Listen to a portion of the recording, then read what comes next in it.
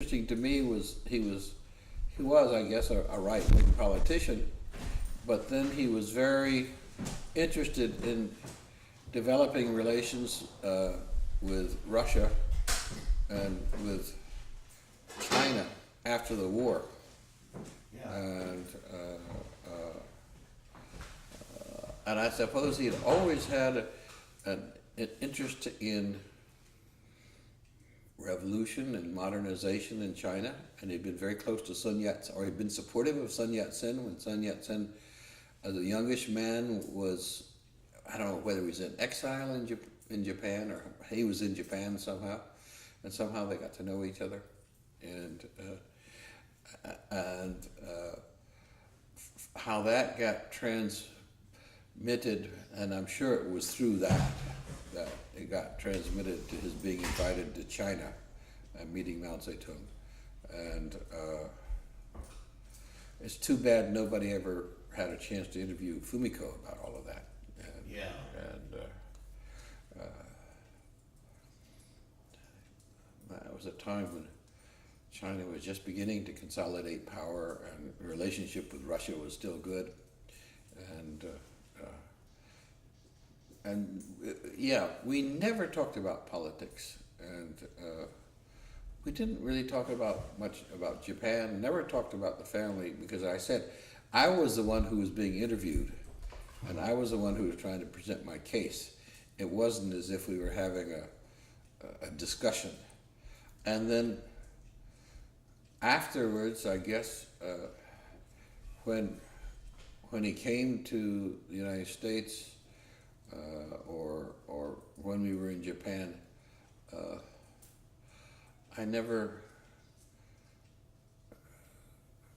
I somehow had just created my own image that it was off bounds to ask him about his background and his history. Partly because I thought, as a person interested in the economy and sort of how the economy developed, it would have been interesting to have learned his story, but it was too close, and I didn't want to, and I knew it'd have to be objective, and I knew there'd be some good things and some bad things, and I knew that he expanded like mad by borrowing money during World War I and expanding production, and I don't know what it was in exactly, and then huge debt and big sort of financial crisis,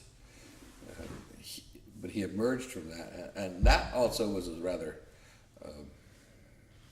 It's not too clear to me about that story, how it all worked out, but he came through, obviously with enough money, and he kept on going, and I guess he had kept control of the mine all along, and.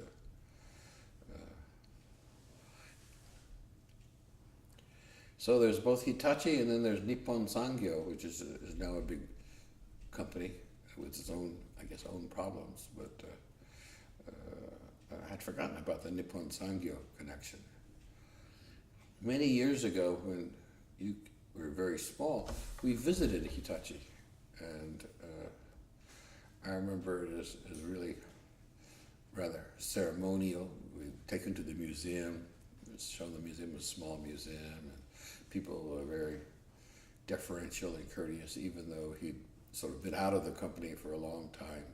And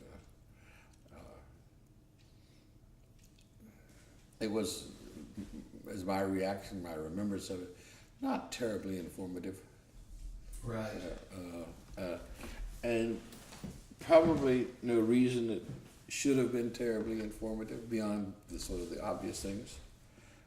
But this 3-page description of Nippon mining, I think, is interesting, and I want to look at that further. Right. And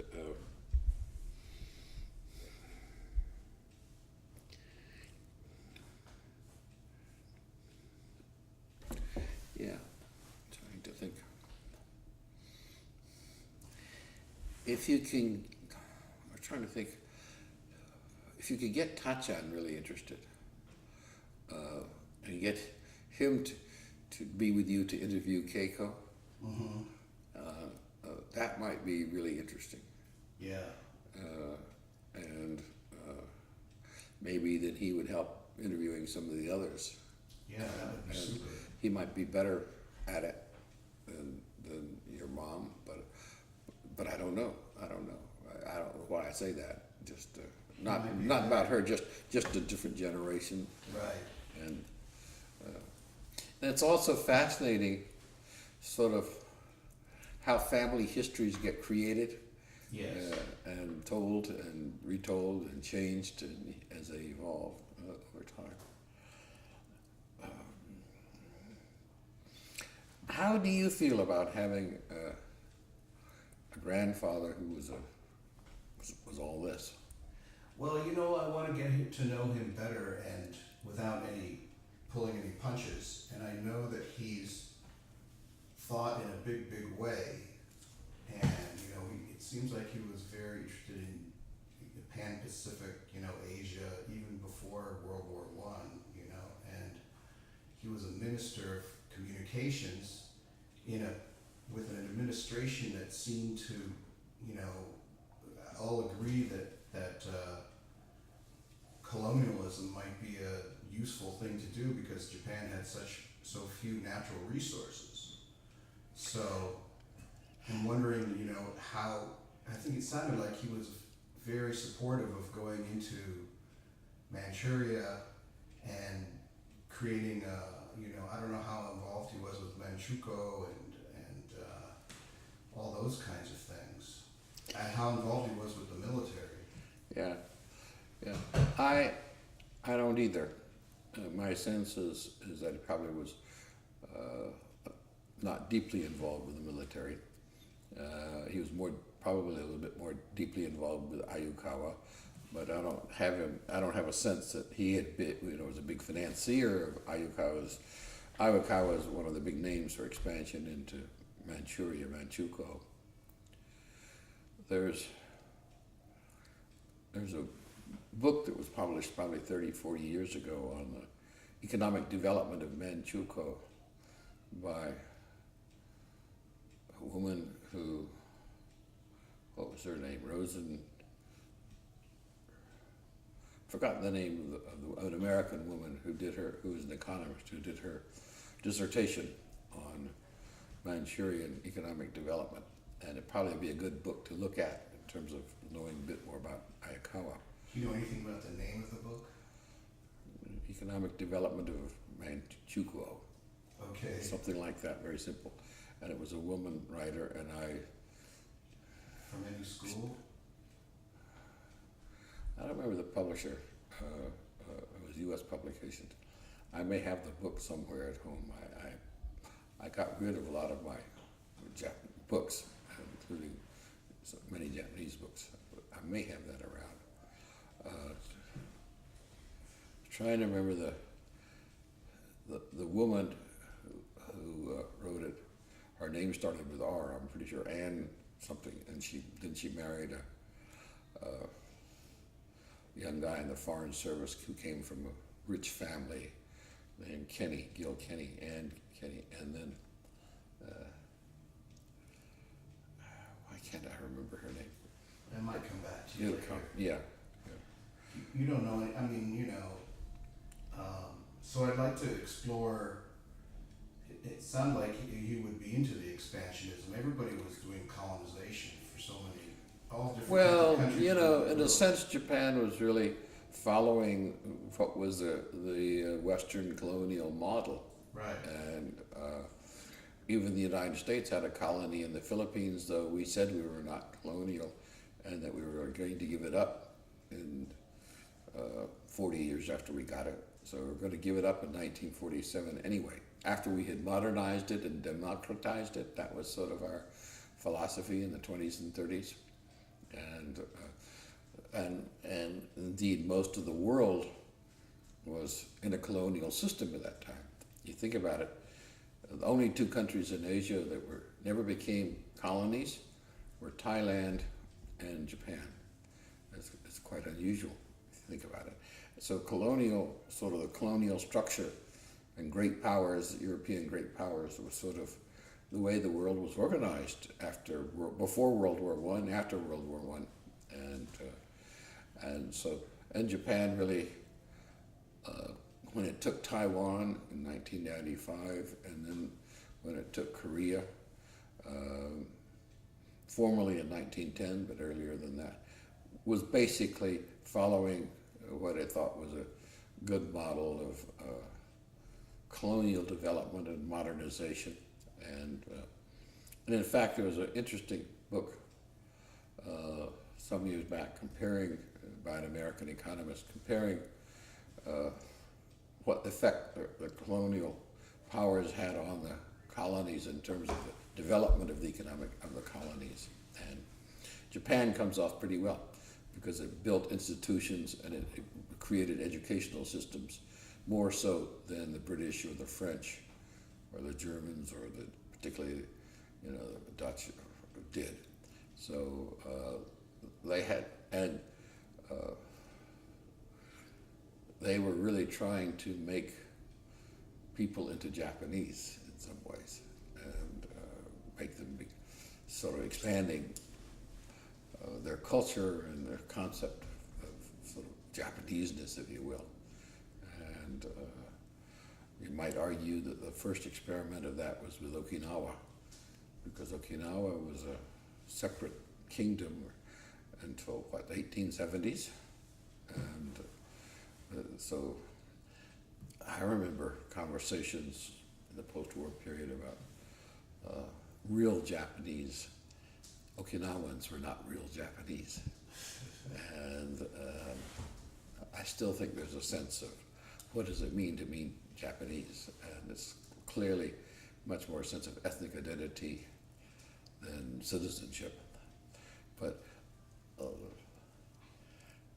it's an interesting question, to ask somebody, do you think Okinawans are real Japanese? Right.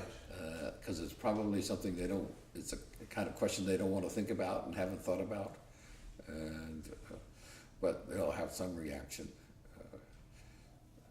depending what willing they are to talk about it. Yeah. But there were efforts, in Taiwan and to some extent in Korea, to recreate Japan. And I suppose that probably was true of other colonial powers, but the Japanese were more assiduous about building schools and roads and businesses and banks and so forth. Was that even in early on, but then how about in the 30s? Or? Oh yeah, I mean they just continued to expand it in Manchuria, Manchukuo. They tried to do the same sort of thing. On the whole, these countries that have strong histories of their own, such as Korea, and Taiwan's history was, after all, relatively recent, and the native Taiwanese felt sort of they didn't feel they were what they were, and but the Koreans had this long history and culture, and I think they really resented the efforts of Japan to Japanize it. On the other hand, there were many Koreans who moved to Japan, developed lives there, careers there, and still felt, though, that regardless of what their citizenship was, still felt that they were second-class citizens or discriminated against. And it's probably still true. Did you know anything about Ojichima's pan-Pacific policy? Didn't know anything about it. I know less than you all do because I never asked questions, never talked about it. Your mom didn't know much about it, and I should have talked much more than I did to Fumiko about it. But who knows if even she knows?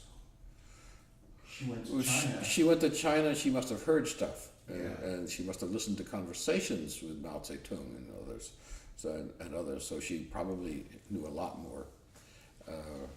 And I think he was very sincere in his commitment to see these countries modernize and develop.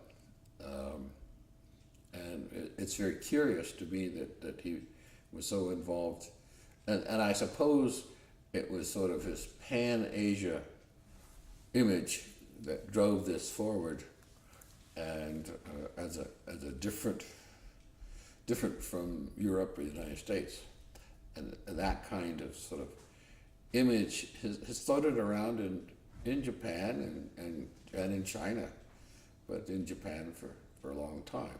And there was always, for people who sort of look at Japanese view of themselves and of the world, it's starting with Meiji, you could say they really very consciously aligned themselves with the West, because this is where the power and the technology were, and less with Asia. But I think he was trying to create a broader Asian alliance. You said he was Minister of Communications. I think in 1928 or 29. Yeah, and they had some discussion that he should be foreign minister at that time. Have you read that? Yeah. But that, as I understood it, because of his own history and I guess maybe the financial disasters of 1919, 1920, something like that, or maybe for political reasons, they decided it was not an appropriate position. So one of the interesting things one can find is more on the history as to what was inappropriate. Why wasn't he so allowed to serve as foreign minister or whatever? Right. Or maybe it was there where you would see his Pan-Asian policies look too powerful. I just don't know anything about it. There's some information that suggests that the people in power at the time did not support Ojibwa at all, and that there was no chance that he'd become foreign minister. And then this guy who was extremist. I heard that Iki, who was a theoretical guy who helped the February 26th incident. Yeah. That that Ojibwa financed him. Well, one of the things I read was he gave 5,000 yen, which is a substantial amount of money, for this young officers group. Right. And that was why they went after him. And imprisoned him temporarily eventually without trying. Right. But I don't know that story. He hid the guy too. What? He didn't hide Iki or Ichi. He hid one of the guys He who was one of the other guys. one of the people who actually tried to carry out the coup. Yeah. I didn't know that. I'd forgotten that anyway. Yeah. Yeah. Well,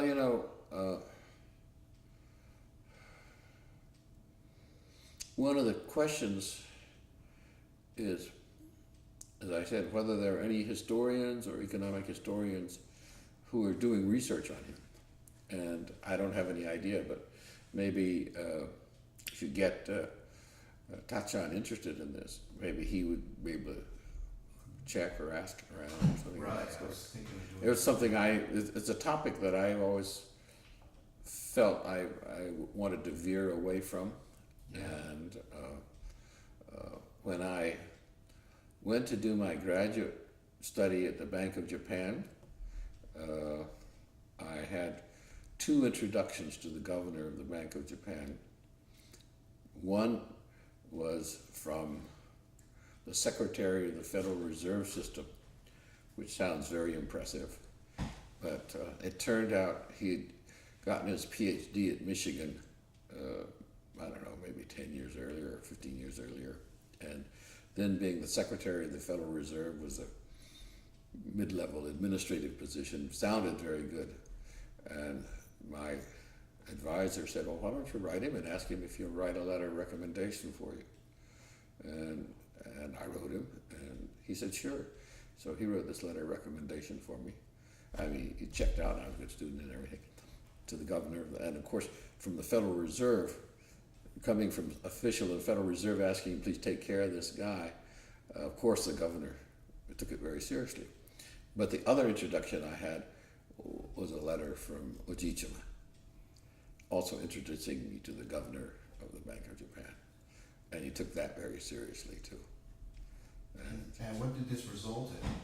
Oh, I got a private office and got access they didn't know what to do with me. I was their first foreign visitor, and they had no procedure for dealing with me.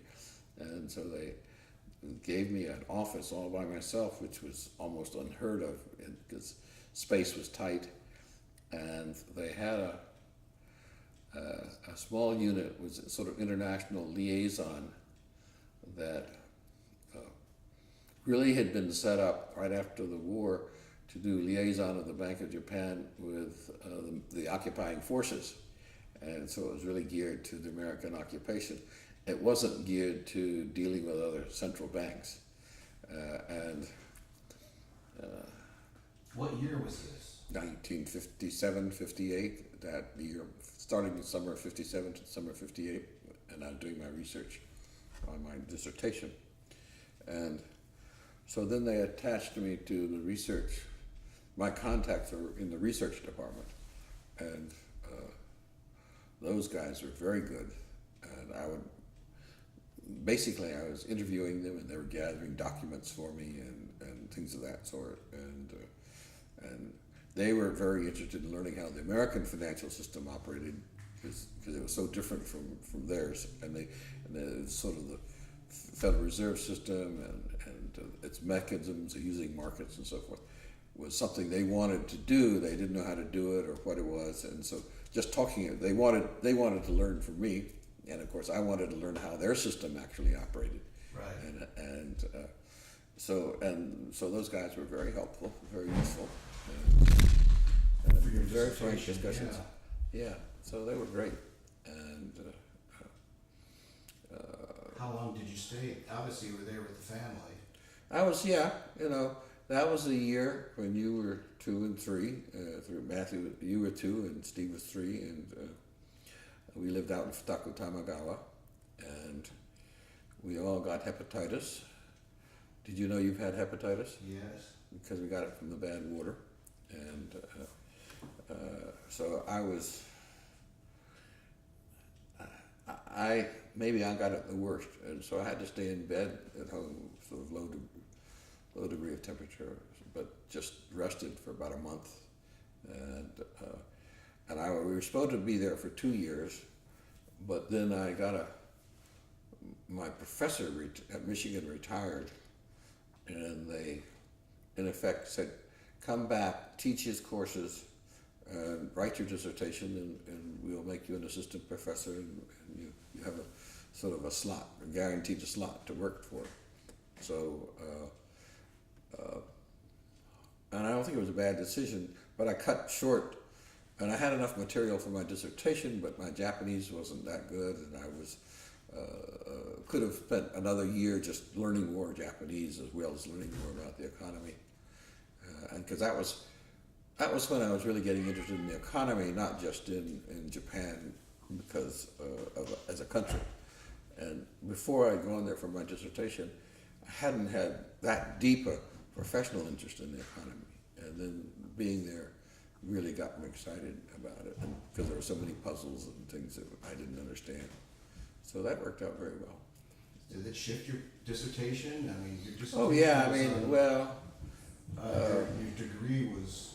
Yeah, well, I had decided basically I wanted to do a dissertation on the Japanese economy because I didn't know much about it, and there wasn't much written about it, and I wanted to go to Japan, and I wanted to spend 2 years in Japan, and you kids were very small, and so it was an easy time to go because we didn't have to worry about school or anything of that sort. So, and then I had a choice of 2 topics: either do something on monetary policy and the financial system, or do something on international trade. And I got a full Ford Foundation grant. I could have gone either way, I think. Probably could have written a good dissertation either way, but probably doing the financial system was really, that choice probably affected my my sort of research activities after that, and I continued. I'm sort of a generalist on the Japanese economy. I know a little bit about or a fair amount about lots of different parts of the economy, not just only one part of it, which I think is part of my strength. And but I had that at that time fairly deep, fairly deep knowledge of how the financial system operated, how the monetary policy was determined, and how effective it was. Those sorts of things, which was because that's what my dissertation was about. And it was nobody was doing much research on Japan in those days, so it was. Because it was virgin territory, I could sort of move into any topic I wanted and find that I could get interesting information and write something that was new easily. And as you get more and more professionals in the field, it's harder and harder to be able to find that. And so I had, in a sense, Japan was a very small niche in some broader sense, but within Japan I had just all these open things. We could do anything at all. That was a great career move. It was. It worked out quite very well. Yeah. Are you here, sir, because it's time to go? Yeah. Well, I think we should go.